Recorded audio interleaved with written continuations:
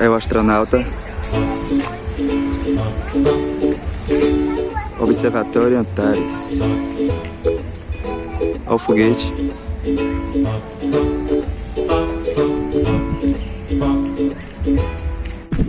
Você lembra sobre essa partezinha? Como se formou? Isso.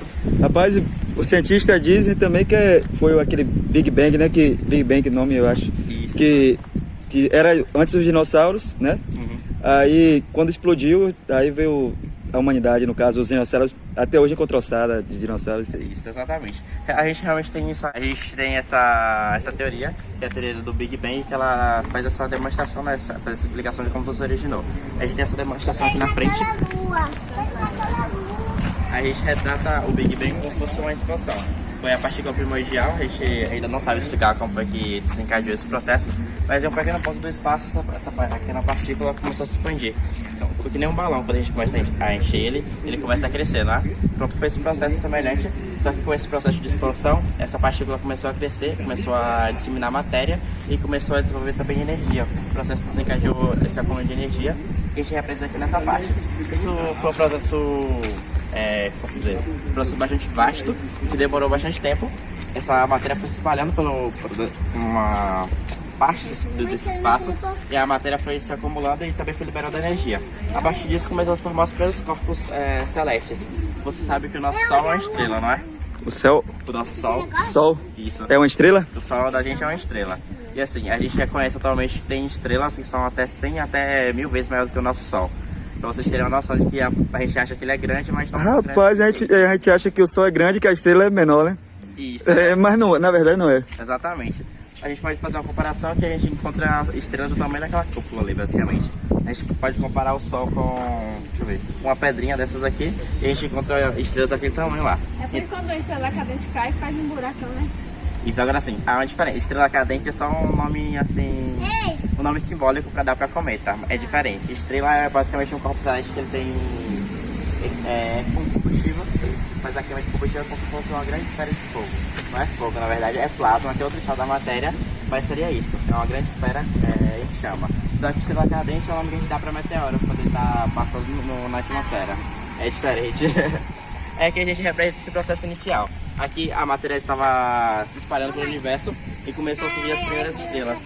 Só que como a matéria era bastante vasta, as estrelas que surgiram nesse período eram ainda maiores do que a gente conhece atualmente. Aí elas são classificadas como as primeiras grandes estrelas. Vocês já ouviram falar na teoria, no princípio de Lavoisier, que nada se faz, nada se cria, tudo se transforma? Pronto. Basicamente a natureza se espelha nesse princípio. Tudo tem um ciclo de vida, as estrelas também têm um ciclo. As estrelas ela começam a se formar a partir dessa matéria que está abaixo. Aí no caso, quando o ciclo dela acaba, ela já acaba. Desistir. Isso, mas quase isso. Assim, ela faz esse processo de, como se fosse a fase de vida dela, que é queimar esse combustível que a compõe. Quando ela termina esse processo de queima, quando ela chega algumas delas na verdade, quando chega no final da sua vida, elas explodem, libera grande parte dessa matéria, se espalha pelo universo como se fosse uma grande nuvem de gás, de matéria, e fica indo o resquício dela. Ela reduz o tamanho e a maioria do seu material se espalha pelo universo. Isso fica espalhado como se fosse uma grande nuvem de gás, que a gente representa lá na frente. A gente pode andar mais um pouquinho. Então vocês conhecem aqui um aglomerado de estrelas, a gente classifica como galáxias. Já ouviram falar sobre isso? Galáxia já.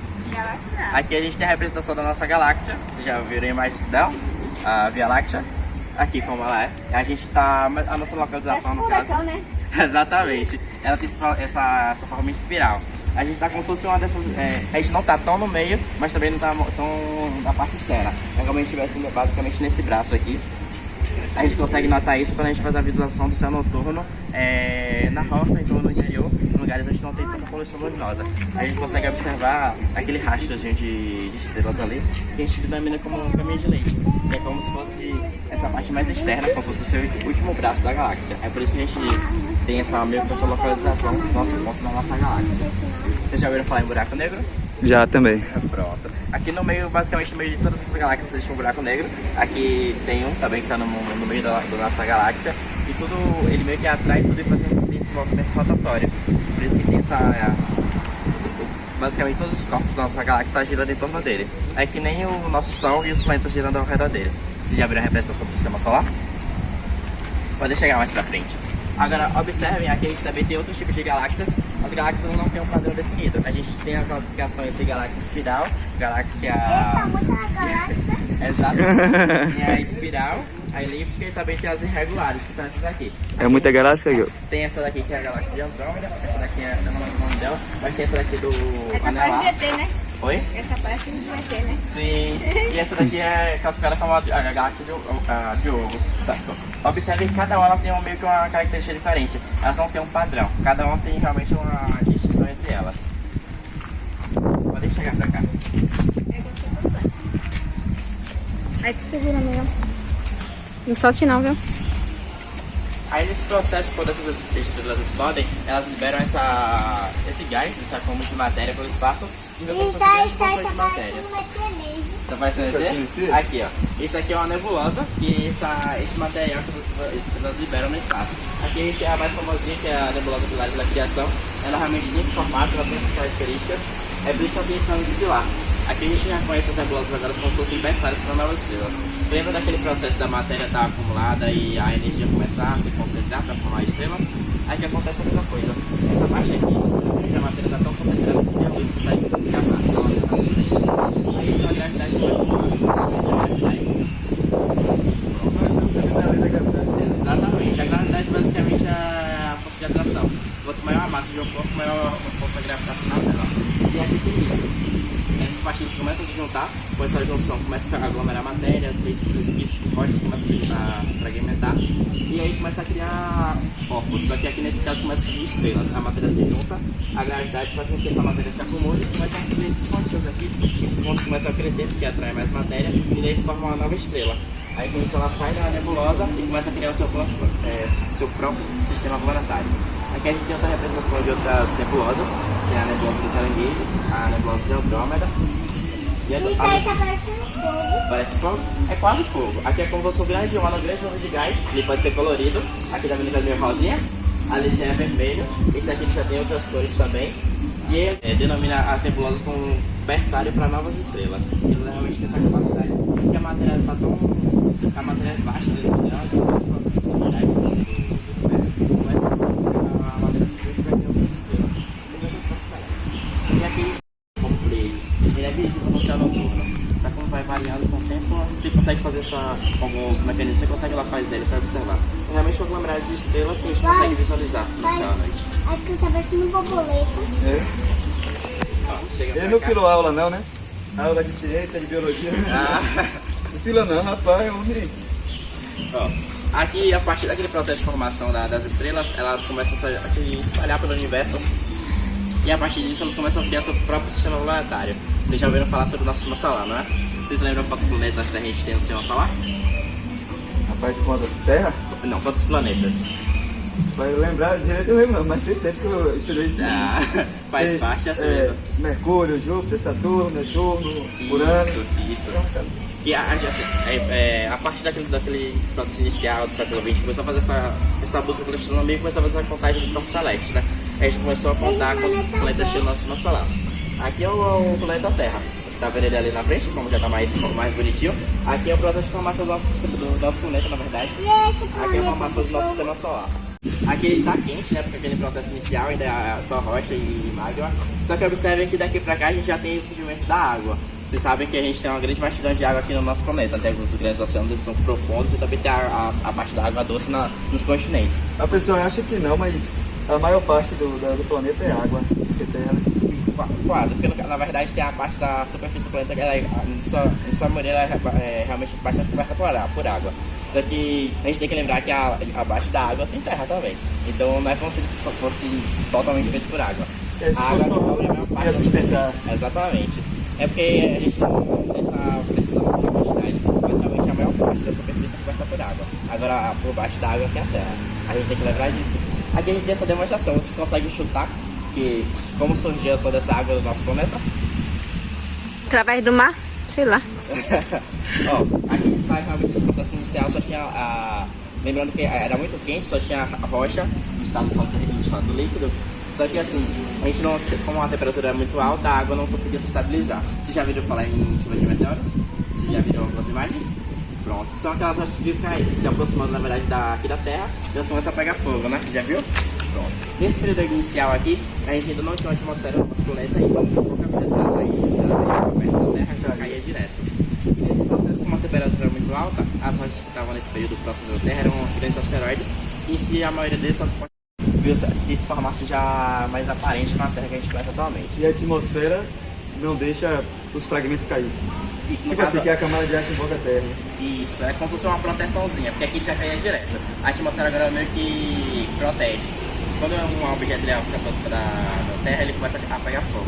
A atmosfera ajuda para ele desintegrar. Aí aqui a gente consegue notar que a água, para estar no estado líquido, tem que estar abaixo de 100 graus. Então a temperatura do planeta já estava estável, assim. Agora uma curiosidade é que nesse período, a parte da superfície do planeta que era rocha, era a magma que tinha acabado de resfriar. E magma quando resfria, ele é uma rocha estéril, não consegue desenvolver nada. Só que a água, quando já estava no estado líquido, a sua parte mais profunda, já estava em temperaturas mais estáveis, provavelmente a temperatura até mais fria. Então foi meio que um ambiente mais propício para se desenvolver a vida. Já viram falar que a vida aqui na Terra surgiu na água? Da savana. Aqui a gente demonstra esse processo de formação, a origem dessa formação. E a princípio, realmente, como a água era era o elemento mais propício para esse desenvolvimento, porque era um lugar mais auspicioso, assim por dizer, começaram a desenvolver organismos. Aqui a gente tem as representações desses primeiros indivíduos que surgiram nesse período. Vocês já viram aquelas representações do coronavírus, de bactérias e dessas coisas? Pronto. Eram pequenos animais, não, mas pequenos organismos minúsculos, na verdade. Eram basicamente desse tamanho, que só tinham funções básicas de se alimentar, se reproduzir e explorar o ambiente ao redor. Como não tinha um predador, não tinha muita coisa para consumir, então reprimir eles começaram a explorar o ambiente. Com isso eles começaram a ter mutação. E conjunto com essa vivência deles, também tinha outras atividades no meio. Um exemplo disso era a atividade de vulcões que ficam, no caso, abaixo da água. Eles, com esse processo de expelir esses requisitos que ficam dentro do vulcão, é meio que aquele processo, quando a gente faz uma sopa, sabe? Ela começa a ferver, começa a misturar todos os elementos lá dentro, não é? Pronto. Esses vulcões que ficam dentro do mar, eles têm esse mesmo processo. Eles começam a juntar os elementos químicos e começam a espalhar no ambiente. Com isso, começou a meio que fazer a mutação desses organismos e eles começaram a se adaptar nesse meio. Aí o organismo da célula vegetal para a célula animal e começou a ter essa divisão desses subfícies. Aí eles começam a mudar a sua fisionomia, tanto interna quanto externa, e começam a surgir corpos mais definidos, assim por dizer. Aqui a gente tem a representação desses primeiros seres. Você lembra do Bob Esponja? Sim. Aqui a gente tem a representação do Bob Esponja, o original, que é uma esponja do mar. Ele não é quadrado, que nem aparenta no desenho, também não é amarelo. Ele é de verdade assim. Ele tem aqueles furinhos dentro da esponja, que ele consegue absorver a água. E como tem pequenos organismos na água, ele se alimenta desses organismos quando ele absorve. Aí ele fica lá parado no mar, só realmente absorvendo água e se alimentando. Aqui a gente tem a representação de outros animais, outros seres vivos desse período. Ele aqui é como se fosse uma mesclagem, como se fosse uma rocha e também um organismo vivo, como se fosse uma planta meio rocha. Esses tentáculos aqui é para segurar a presa, ela tem essas descargas elétricas que são toxinas, como que pega o outro. Minha mãe tá se pegando a gente também, né? Exatamente. Mas aí como ela se alimenta de coisas menores, ela prende aqui nos torrões dela e absorve pra essa parte aqui que é onde tem a boca. Aí ela faz a digestão aqui dentro. Então, basicamente isso. Aí observe, né, que ela realmente é um animalzinho bastante simples, mas que conseguiu sobreviver todo esse período, né? E a gente tem um prazo de vida limitado. Agora observe, esses animais eles eram, a maioria nesse período eles eram compostos por tecido e músculo. Só que aqui já veio ter essa alteração. Aqui a gente tem o trilobita, que ele foi um indivíduo que ele conseguiu meio que alterar a sua fisionomia externa, e ele já veio desenvolver uma estrutura como se fosse uma casca, ele já conseguiu ser mais resistente. Então essa parte externa dele já era mais resistente contra os outros animais e possíveis predadores.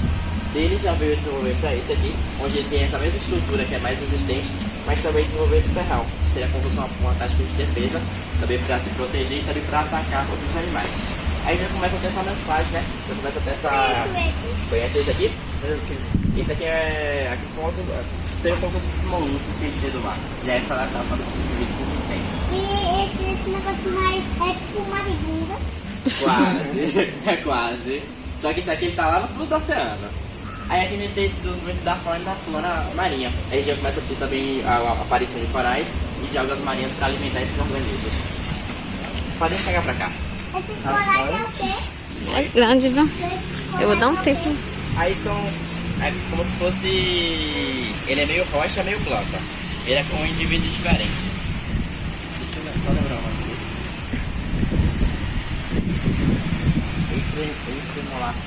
Extremolaços. É difícil falar o nome dele.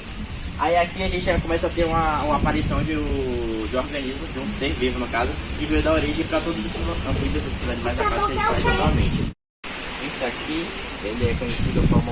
Aí de peixe já virou crocodilo. É exatamente, como parachucos. E diz que os peixes veio primeiro que a gente. Foi? Foi. Esse aqui, o celacanto. Agora vocês conhecem.